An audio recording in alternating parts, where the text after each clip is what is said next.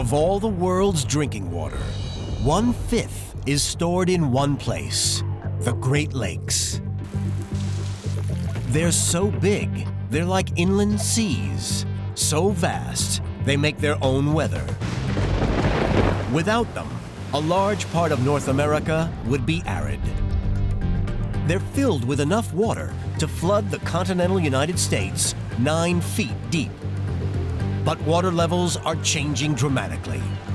To understand where the waters are going, you have to know where they came from and unlock the mysteries behind the Great Lakes.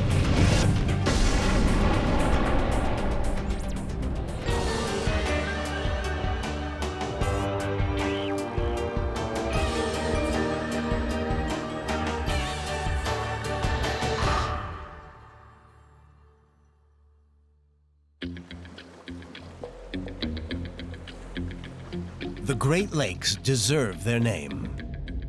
They cover an area bigger than Utah and hold 5,500 cubic miles of fresh, drinkable water.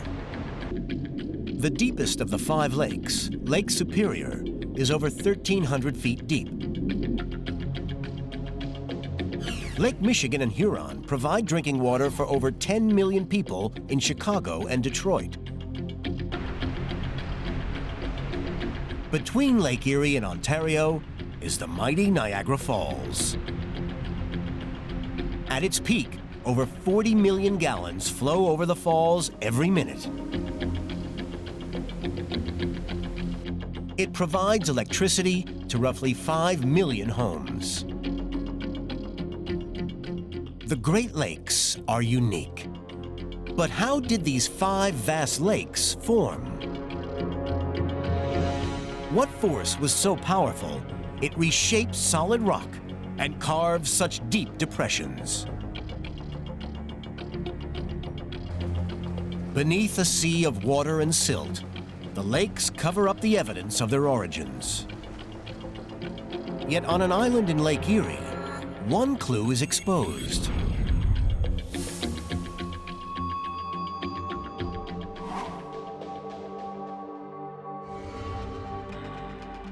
Kelleys Island sits on ancient rock. The rock is scarred by strange grooves, some more than 15 feet deep and 400 feet long. If we were to peer into the depths of the lakes, down to the bedrock, this is what we would see.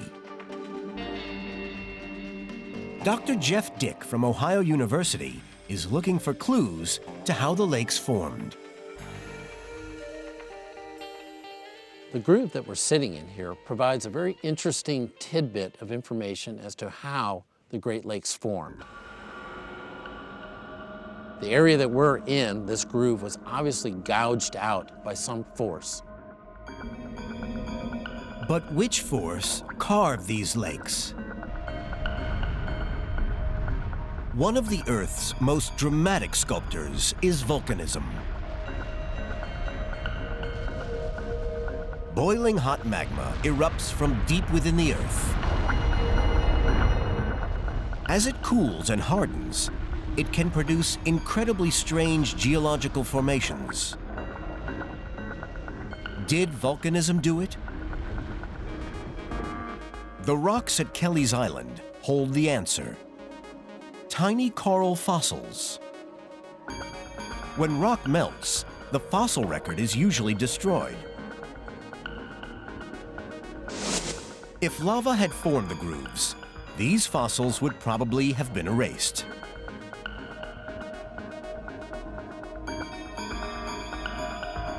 The next suspect is water.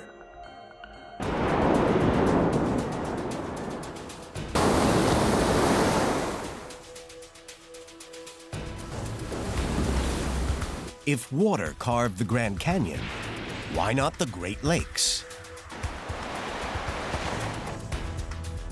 But water has an alibi: fractures in the rock.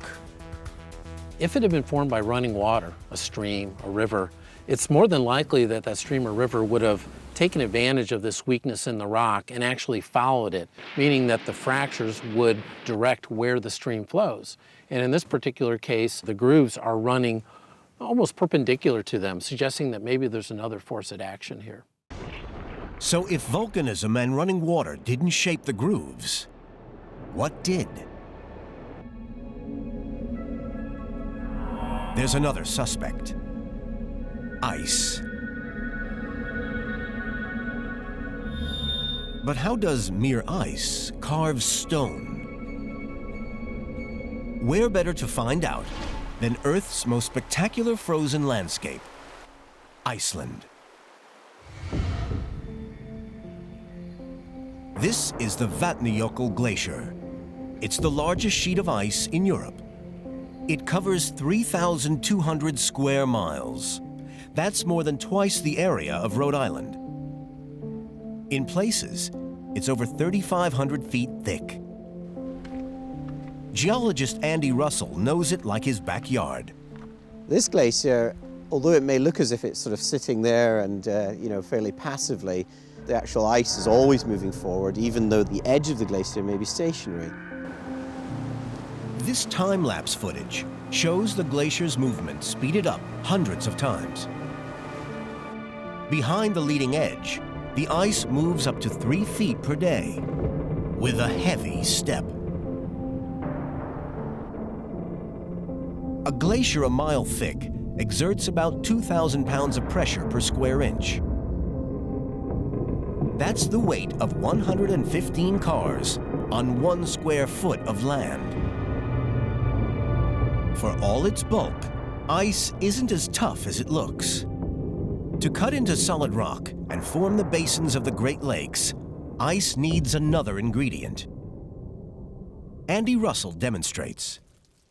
I shall take a bit of ice, which has a smooth surface, and we'll drag it across this tin foil. Really, there's very little damage to the tin foil. So we'll now move on to the dirty ice. Dirty ice is embedded with small rocks and stones. We can see it's got all this grit on it, and we're going to see what it does to the tin foil. The tin foil's been shredded. That's how a glacier does damage.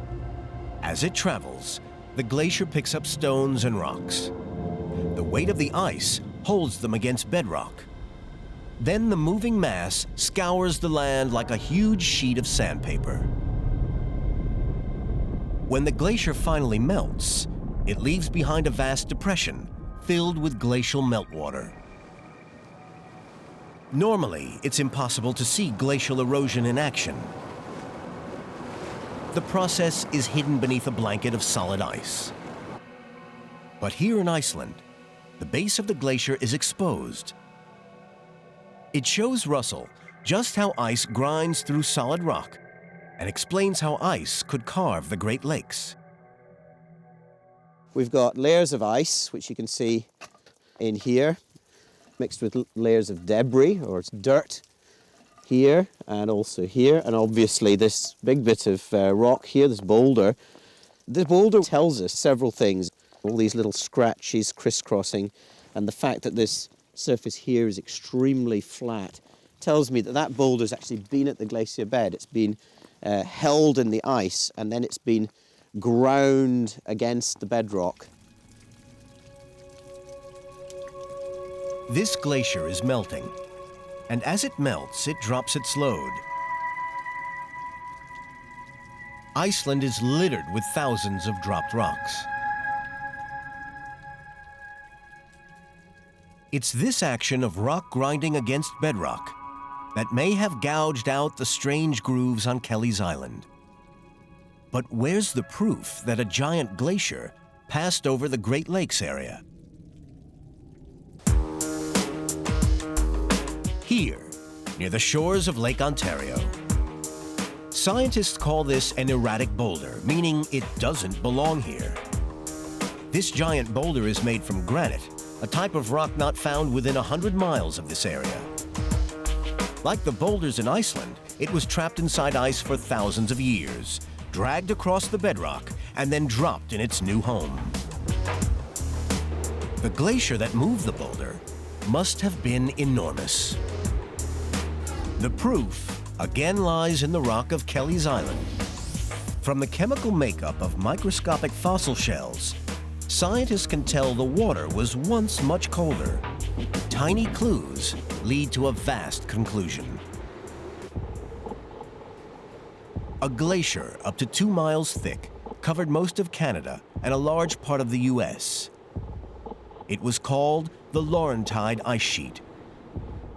For over 1 million years, the enormous glacier advanced and retreated over the land, back and forth. As it did, it gouged out the 5 enormous lake basins. The ice sheet passed over the Great Lakes. But how long did it take for ice to carve through solid rock and form the basins of the Great Lakes?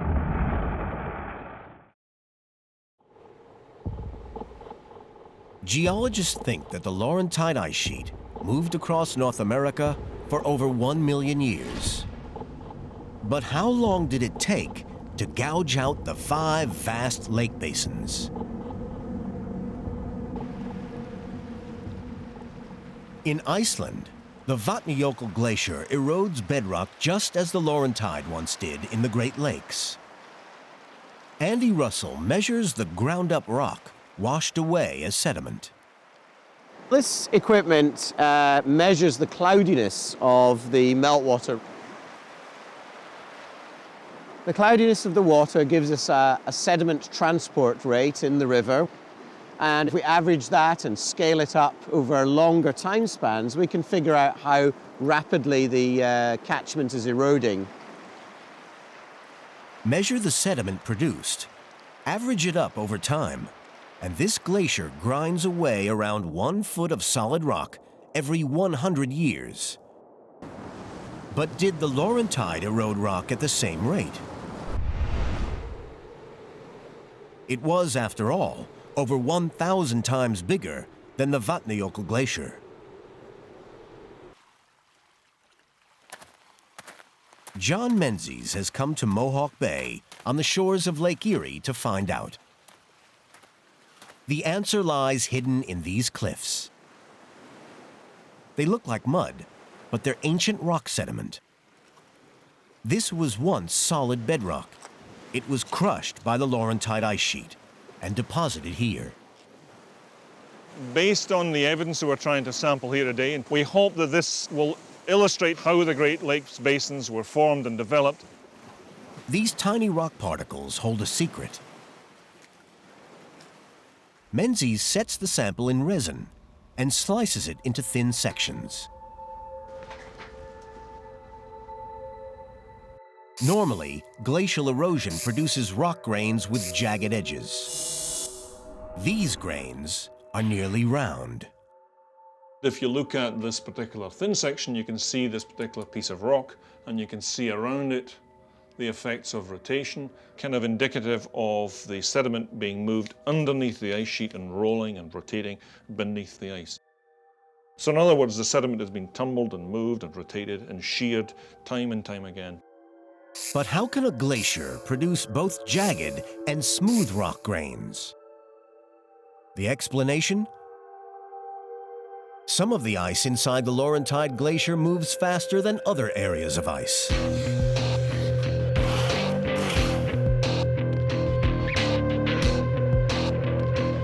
The fast-moving ice is called an ice stream.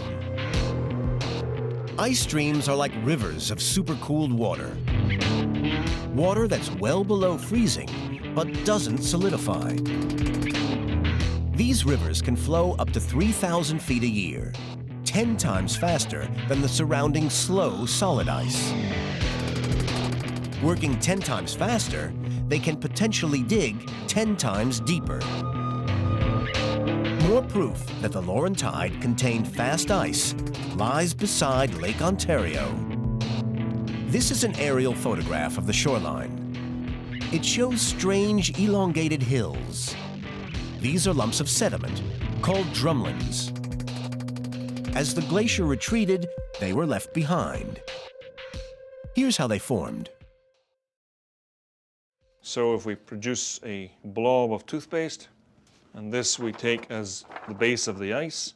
And so as the ice deforms, so does the toothpaste deform, and we produce this nice linear. You can actually see the small lineations, drumlin-like, streamlined forms that are actually being produced simply by moving one interface over another interface. Just as fast ice leaves a trail of long, thin drumlins, it also tends to carve out long, thin lake basins. If fast ice alone carved the Great Lakes, it could have taken as little as 100,000 years. The ancient ice sheet gouged out millions of tons of rock, ground it into fine sediment, carried it away by meltwater, and flushed it out into the Atlantic Ocean, left behind 5 enormous basins. The deepest, Lake Superior, more than 1,300 feet. The Great Lakes.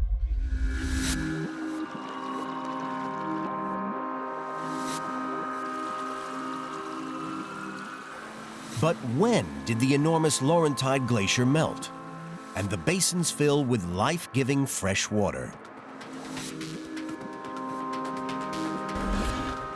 Francine McCarthy holds a clue, a 12-foot tube of mud called a sediment core. The sample was taken from the bottom of Willoughby Bog, a swamp between Lakes Erie and Ontario. This keeps a very good record of what went on when people weren't here to keep the history. The core is made up of mud, pollen grains, and sediment deposited in the water when the lakes formed. We remove material for radiocarbon dating, and the dates are about 1,700 years ago here, about 7,500 years ago here, and about 9,000 years ago near the base. The cores reveal water was present at least 9,000 years ago. But beneath the 9,000-year-old layer is one even older. It's the last layer before hitting bedrock, so it must be the first layer deposited in the water. If McCarthy can date it, she can pinpoint when fresh water arrived and reveal the age of the lakes. But to date the layer, she needs organic material.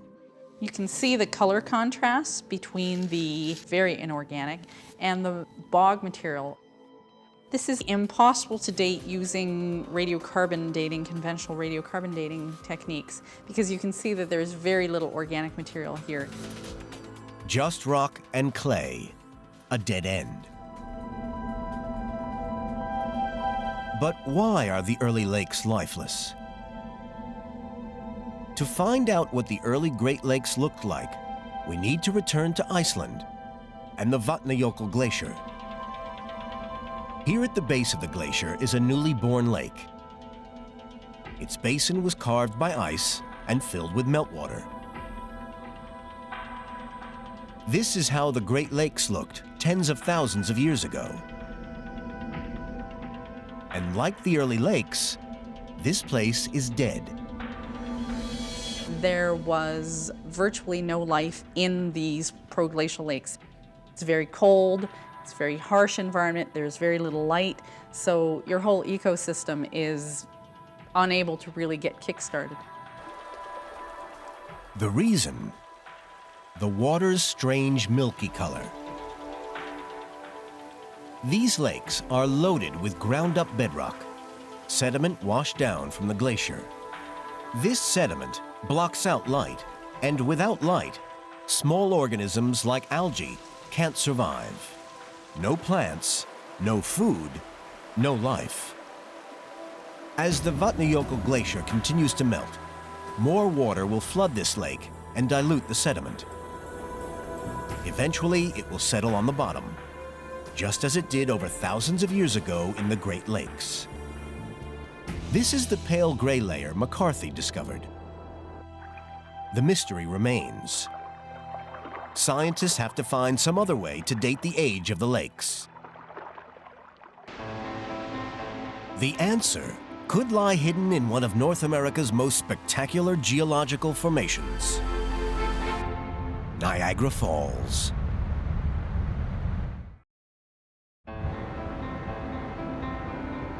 Niagara is the mightiest waterfall in North America and one of the Great Lakes' most awesome features. On average, 150,000 gallons pour over every minute, enough to fill over 60 Olympic-sized swimming pools. Niagara holds the answer to a prehistoric mystery. When did the ice retreat and the Great Lakes fill with water? John Menzies has come to investigate. It's the first time he's gotten this close to the falls. It's just utterly incredible. You see the volume of water that's coming over per second. All the water from the central part of North America is flowing right over here as we stand. Fantastic. It's possible to date the arrival of the water in the lakes because Niagara behaves very strangely. The falls are moving. Every year, they take one step back, 12 full inches toward Lake Erie. The reason for this movement is the rock. The falls are built on 2 layers of rock. At the top of the falls is a hard layer of limestone, known as cap rock. Underneath is a softer layer. This is a piece of Queenston shale, which is the weaker rock from underneath the cap rock for this area of regional geology.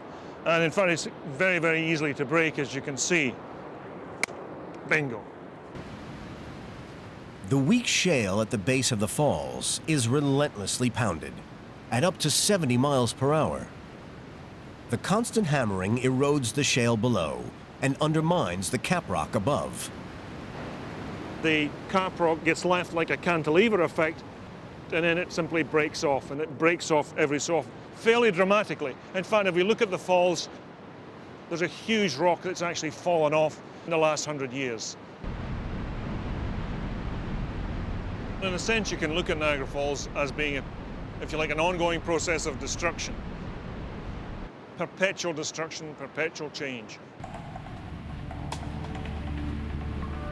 The destruction means that the falls act like a giant timepiece, an enormous clock that allows geologists to date the age of Niagara and the lakes themselves.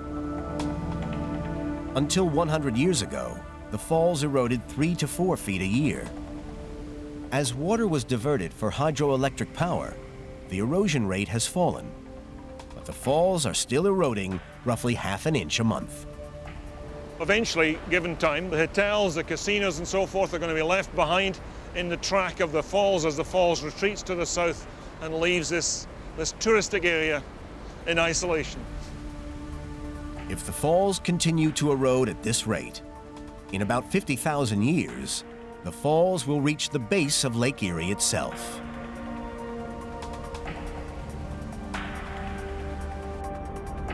As the falls retreat, they carve a giant canyon, the Niagara Gorge. 3 miles downstream from Niagara, geologist Francine McCarthy can date the Great Lakes by searching for the fall's birthplace. The secret is hidden not in rocks, but in clamshells. Well, that's perfect. We can identify that to species. It's definitely the kind of thing we want to radiocarbon date back at the lab. This species of mollusk lives in Lake Erie. It was carried downriver and over the falls. The surging water wedged the mollusk into cracks at the base, where it died. The falls moved on. The shell remained. By carbon dating shells like this, McCarthy can prove Niagara Falls roared over this exact spot 7,000 years ago. The water level would have had to have covered this area in order to deposit the little aquatic clams in the crannies where we find them. Further proof can be seen in the strange rocks scattered around this whole area. These holes were cut into the rock by the constant pounding of water over the falls. But this isn't Niagara's birthplace. The further McCarthy walks from the falls, the further back in time she travels, and the older the shells she discovers. By analyzing shells found all along the gorge, McCarthy reveals the life cycle of the lakes. From Niagara's spectacular location today to their location in 1678, when the first written account was made. Downstream to the Whirlpool Rapids, 5,500 years ago. Through Niagara Glen, where McCarthy's shells reveal their location 7,000 years ago. To Queenston, 10,500 years ago. And finally, 7 miles downriver from the falls, where a natural ridge called the Niagara Escarpment cuts across the land. Scientists discover the oldest shells yet. The Niagara Falls are 12,600 years old. They've been operating since water started melting from the Laurentide ice sheet. And if Niagara Falls is 12,600 years old, then the Laurentide Glacier must have retreated at least 12,600 years ago, exposing the 2 lower lakes, Erie and Michigan. The mystery is solved. Like Niagara, the Great Lakes have continued to evolve over the millennia. But some changes happened much more dramatically than anyone imagined. Today, rainfall on Lake Superior takes 204 years to travel through all the other lakes before it reaches the Atlantic Ocean, more than 2,000 miles away. The Great Lakes flow east, and always have, or so geologists thought. Scientists studying fossils in the Gulf of Mexico uncover surprising species. It forces them to reevaluate what they thought about the Great Lakes.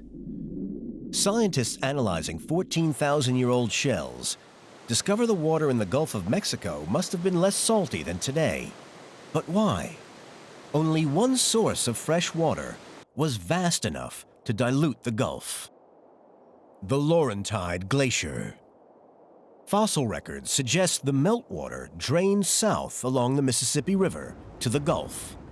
But then, nearly 13,000 years ago, some titanic force diverted the flow from south to east.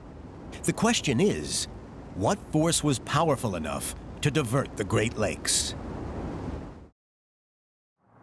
13,000 years ago, some unknown force diverted the flow of meltwater from the Laurentide Glacier. Geologist Alan West searches for answers on the shore of Lake Michigan. This is a visual line that's actually where our greatest interest lies. The Great Lakes really began right at this line in the sediment. West finds tiny specks the size of sesame seeds. They're made of carbon. West believes they're all that remains of a vast forest, incinerated at sizzling temperatures. But the most important clue lies inside each grain, a dazzling secret. These small black dots, they're almost pure carbon, and when we check them with an electron microscope, we find that they contain millions and millions of diamonds. Each diamond is 1,000 times smaller than a pinhead. They're known as impact diamonds. They form under intense pressure. But what created them? Something big hit this area at great speed. It packed a huge punch. Alan dumps a sample over a magnet. Incredibly, it contains metal. Definitely magnetic grains in there. You can see them coming out. The magnetic grains are iridium. Iridium is extremely rare on Earth, but common in rocks from space. West's theory is 12,900 years ago, a massive comet strikes Earth and showers the region with iridium.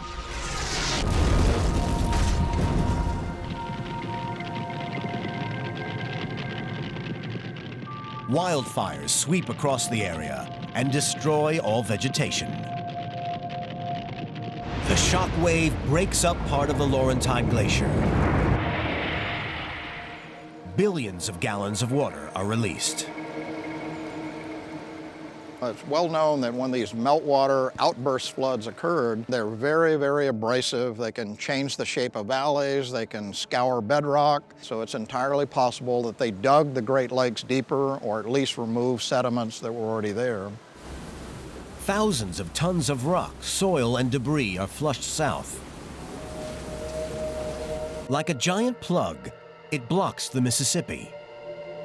The water backs up.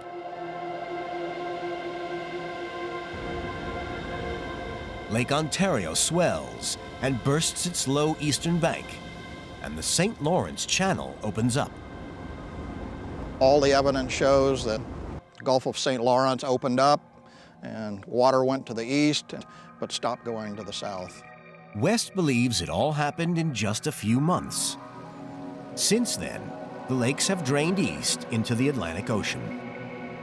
The new direction allowed small settlements to become the great cities of Montreal and Quebec. Rarely does the course of history change so suddenly and so dramatically.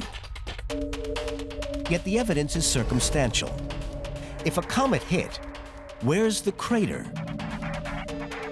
In 1999, on the bottom of Lake Ontario, geologists discovered a crater half a mile wide. It's still undated. West believes it might be a fragment of the comet that diverted the water. No other craters have been found, but West isn't surprised. The comet could have done its damage and simply melted away, because comets are mostly ice. This is the perfect crime, the ice bullet. You shoot someone with an ice bullet, and you can't tell who did it. Earth got hit by an ice bullet, actually thousands of them, and so the evidence is minimal.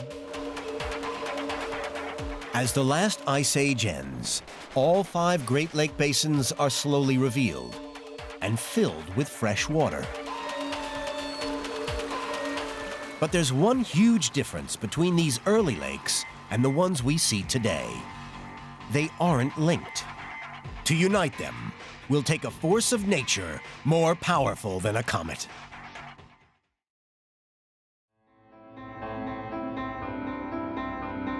Today, the Great Lakes are connected via a network of rivers and channels, a 2,000-mile water system. This wasn't always the case. The upper lakes, Superior, Michigan, and Huron, weren't always connected to the 2 lower lakes, Erie and Ontario. Francine McCarthy is trying to find out how they joined. We've taken some samples all along the shoreline of Lake Ontario and Lake Erie, and we're going to look under a microscope at small seeds and pollen to find out the age of the samples and what kind of environment they were deposited in. 5 miles inland from Lake Erie, McCarthy discovers a tiny clue: wild rice. This is incredibly strange. Wild rice doesn't grow inland. Wild rice needs to have sort of agitated, well-oxygenated water in order to be happy. The fact that there was a lot of wild rice indicates that the water level in Lake Erie was higher than it is today. Lake Erie must have been much bigger and more turbulent. The wild rice date of 4,230 years tells us that water levels rose quickly, instantaneously, in both the Erie and Ontario basins. But why? McCarthy has a theory. Over 4,200 years ago, Lake Huron swelled and burst its southern bank. A torrent of water pushed south. Lake Erie suddenly expanded, and wild rice took root in its disturbed waters. the St. Clair River opened and the lakes joined. That's when we begin to see the truly modern conditions. Since 4,200 years ago, there's never been any other way for water to flow out of the upper lakes but through the St. Clair River into Lake Erie, over the falls, and into Lake Ontario. But why did Huron swell and flood south? The mystery deepened when scientists noticed something strange happening in the Great Lakes. In each lake, the water level in the north is falling, but in the south, it's rising. What mysterious force is behind these strange phenomena? Professor Doug Hunter and divers Luke Clyburn and Kathy Trax are plunging into the lake's past to find evidence of ancient water levels. They start their investigation in Lake Huron's southwest corner, in the harbor town of Lexington. They need evidence to show whether this imbalance in water level is a recent phenomenon or if it's been going on for millennia. Today, we're going to put divers in the water, and as we dive down, we're looking to see if we can find something that will show this is where the lake levels were some thousands of years ago.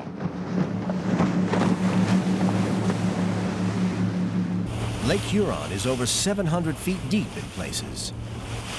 But the area the team are interested in is only 40 feet deep. Right now, we're about 2.5 miles east of Lexington Harbor.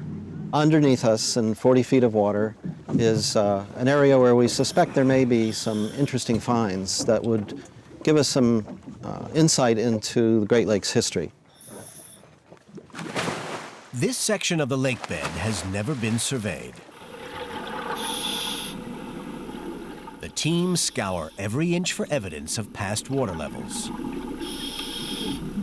They're looking for something out of place, some clue to this strange mystery.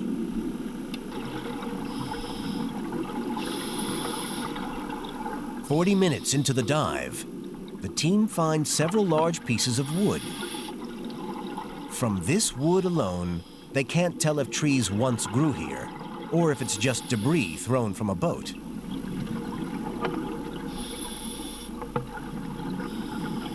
They need evidence like this. A tree trunk. It's still rooted in the lake bed. These stumps have never been seen before. This proves that trees once grew in this exact spot. A true discovery. There's wood. Boy, that was a great dive. You could see whole trees falling over, and they just went out into the sand and down. But once we found the tree stumps, and you could see the roots of the tree stumps running down, it had to be shoreline. This part of Lake Huron was once a forest of cedar and pine. Today, you have to dive 40 feet to reach the trees. But once you could have walked here and not even gotten your feet wet. When could you have strolled through the trees? These stumps have to be carbon dated, but samples from other locations in the lake have already told their age.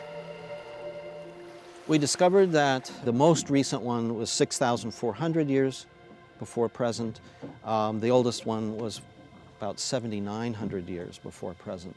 So it's quite a long range, quite a large range of dates. 6,500 years ago, Lake Huron was a fraction of the size it is today. A forest flourished on its southern end. 1,500 years later, water crept south. The southern end was swamped and the forest drowned. The St. Clair River opened, and Lake Huron joined to Lake Erie. The overflow thundered along the Niagara River and tumbled over the falls. And all 5 lakes joined. But what caused this dramatic transformation? And is it still taking place today?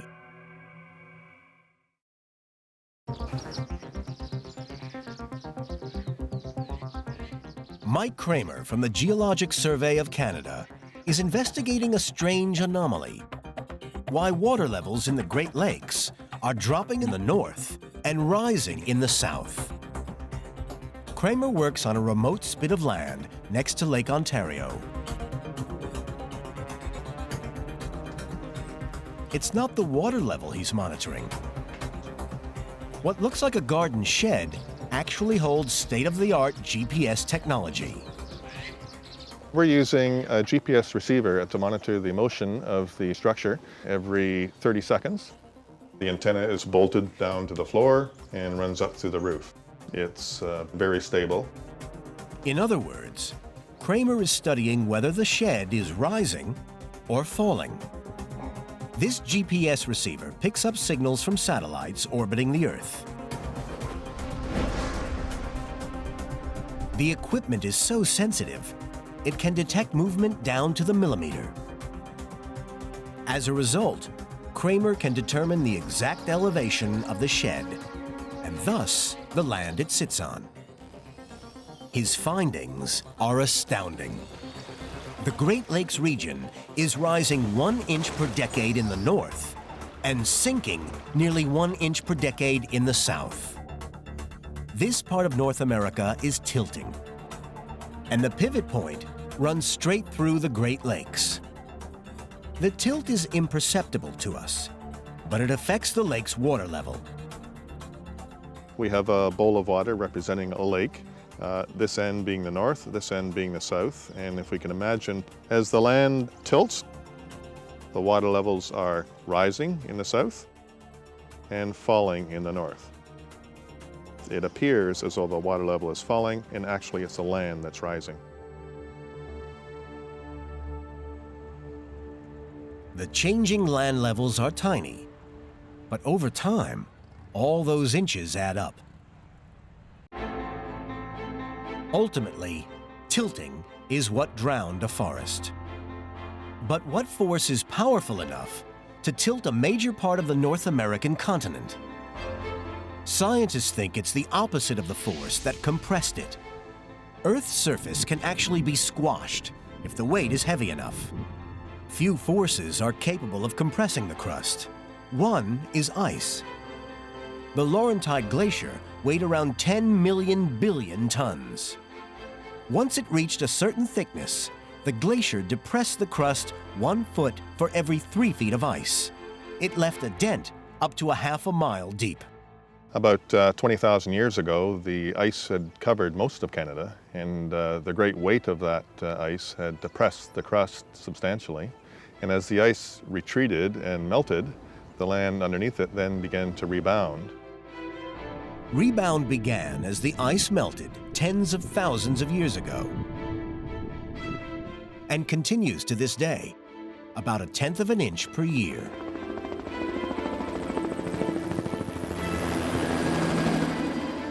The ice sheet was much thicker in the north than it was in the south. At its thickest, it compressed the Earth the most. So when the weight was removed, the Earth rebounded more in the north. This imbalance causes much of North America to tilt.